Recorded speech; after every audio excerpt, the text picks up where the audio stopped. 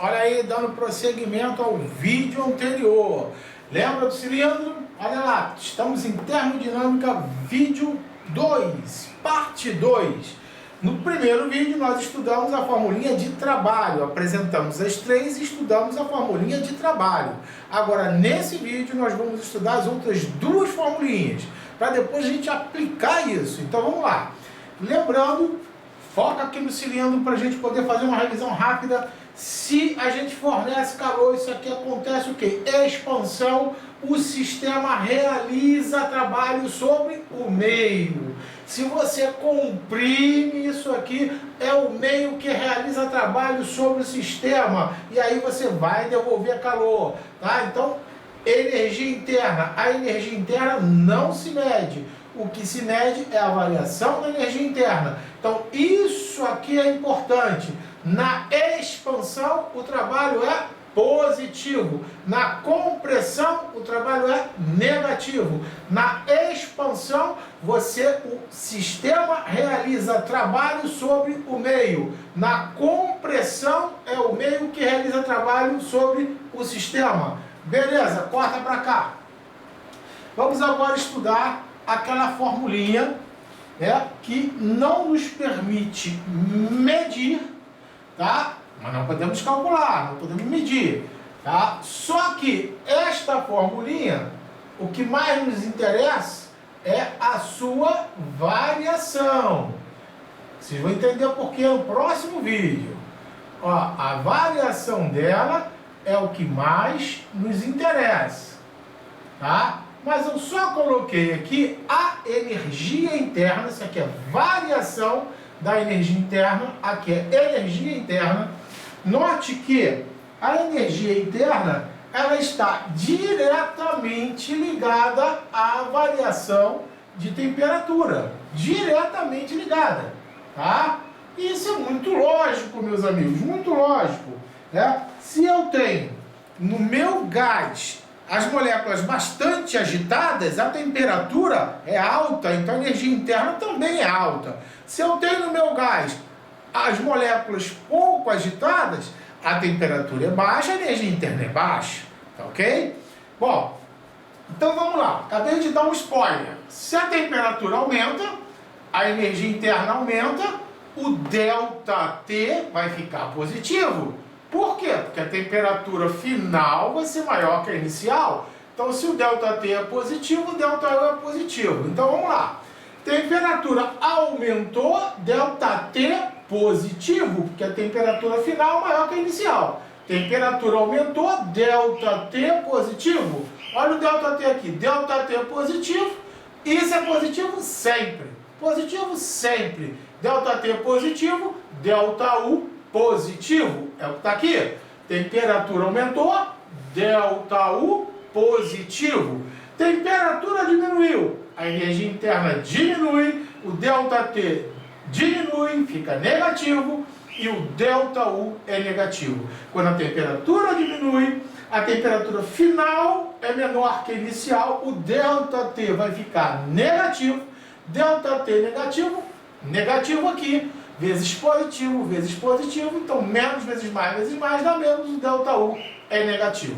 Agora, professor, e quando a temperatura for constante, por exemplo, numa transformação isotérmica, temperatura constante, olha, se a temperatura não vai variar, olha para cá, ΔT vai ser zero, zero vezes isso tudo vai dar zero. Então, não vai acontecer variação da energia interna. Então, quando a temperatura for constante, o ΔU vai ser zero, porque a energia interna não vai variar. Agora, corta para mim. Olha o que acontece. Nós estamos estudando gases, mas termodinâmica, inclusive lá no início, mas no início mesmo, séculos e séculos atrás, o que acontece? A física, ela já foi chamada de filosofia, né? A física já foi chamada até mesmo de matemática. Os matemáticos começaram a estudar fenômenos naturais E aí começou a nascer, né, uma fusão entre matemática e filosofia, que isso mais tarde veio a se tornar física. Só que, logo no início, muita coisa da física, hoje a gente tem mecânica, né, tudo destrinchado, cinemática, dinâmica, hidrostática, tudo segmentadinho, bonitinho, né? Então tem diversas áreas da física que se eu for falar aqui eu vou ficar horas. Mas no início não tinha essas diversas áreas. Tinha a mecânica e termodinâmica. Termodinâmica englobava tudo. Tá? Então, olha só, para você ter uma ideia aqui, voltando para cá, lá saímos lá de trás, voltando para cá, a termodinâmica ela pode ser aplicada em tudo. Tem gente que usa os conceitos da termodinâmica, inclusive na economia. Tá? Então é muito importante, os conceitos termodinâmicos, eles envolvem uma variável, né, de outros conceitos que podem seguir esse modelo físico em diversas áreas. Dentro da nossa mesma área, tá? Olha só, a gente acabou de ver que se a temperatura permanecer constante, a energia interna fica constante, o ΔU vai ser zero. Não ocorrerá variação da energia interna.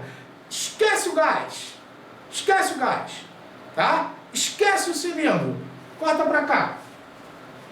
Olha aqui, em laranjinha. Mudança de estado físico de uma substância simples. A gente sabe que quando a substância muda, por exemplo, a água, né? Quando a água muda de estado físico, a temperatura permanece constante e a energia interna não. E isso é fácil da gente entender. Por exemplo, a água no estado sólido, gelo, ela vai mudar para o estado líquido, água, a temperatura não vai mudar, 0 graus Celsius ao nível do mar, 0 graus Celsius. Enquanto houver gelo se transformando em água líquida, tá? A temperatura vai permanecer 0 graus Celsius. Mas como eu falei, volta para mim agora. Olha, gelo, as moléculas estão assim, ó. Água, as moléculas estão assim. Quando passa para vapor, as moléculas estão assim, ó, para lá, para cá, para lá. Então, quer dizer, quanto mais agitadas estiverem as moléculas, maior será a energia interna. E o processo inverso do vapor para o líquido, do líquido para o sólido, também é a mesma coisa. Quanto menos agitadas as moléculas estiverem, né, você vai ter uma diminuição da energia interna.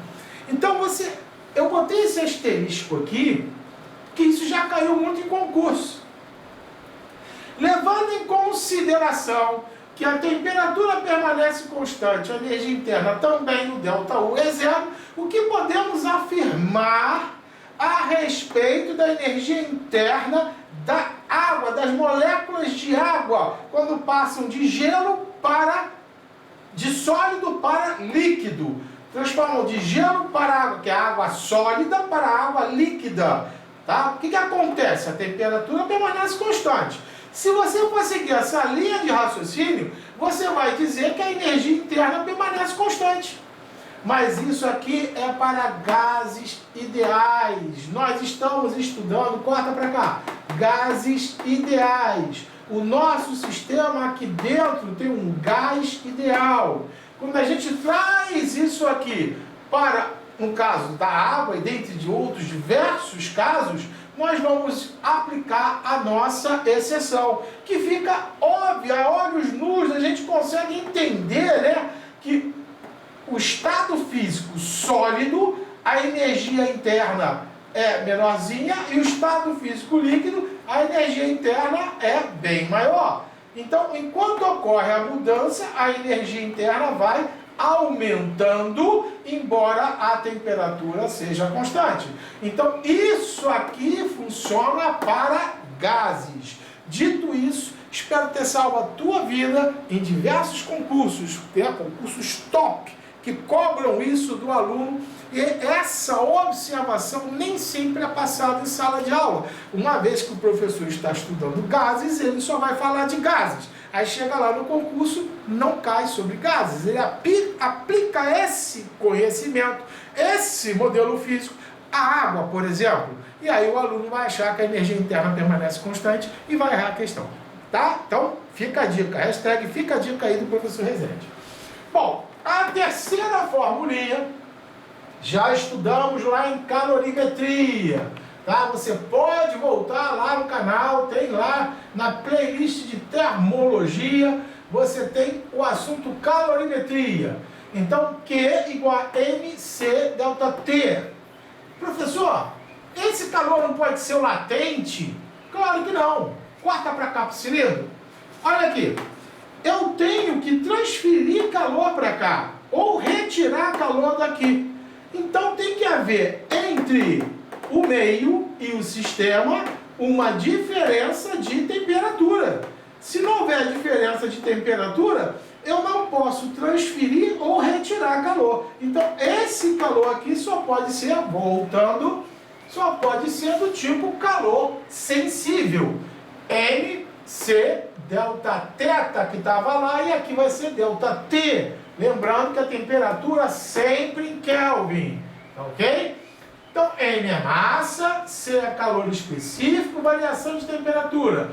Volta e assista o vídeo anterior, não o anterior, é vídeo de calorimetria que está lá na playlist. Olha aqui, a massa, agora sim, no vídeo anterior a esse, no primeiro vídeo de termodinâmica, ou lá em gases também, nós vimos que o número de mols é a massa de um gás pela massa molecular. Então, a massa do gás pode ser escrita como sendo o quê? Número de mols vezes massa molecular. Beleza? Então, tá aqui, ó. A massa é número de mols vezes a massa molecular. Beleza?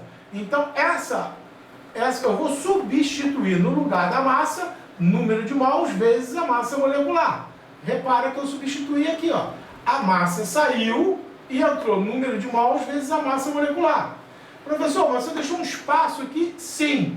Porque massa molecular vezes calor específico, nós vamos representar por um C maiúsculo.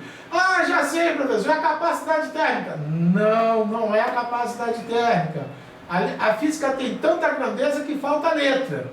Esse C maiúsculo chama-se calor molar. Quem é o calor molar?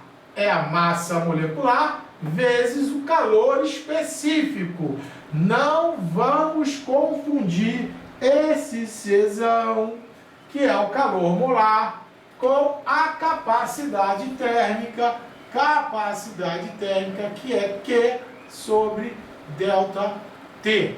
Tá legal? Então aqui a gente tem outro conceito, tá? E aqui é outro conceito também.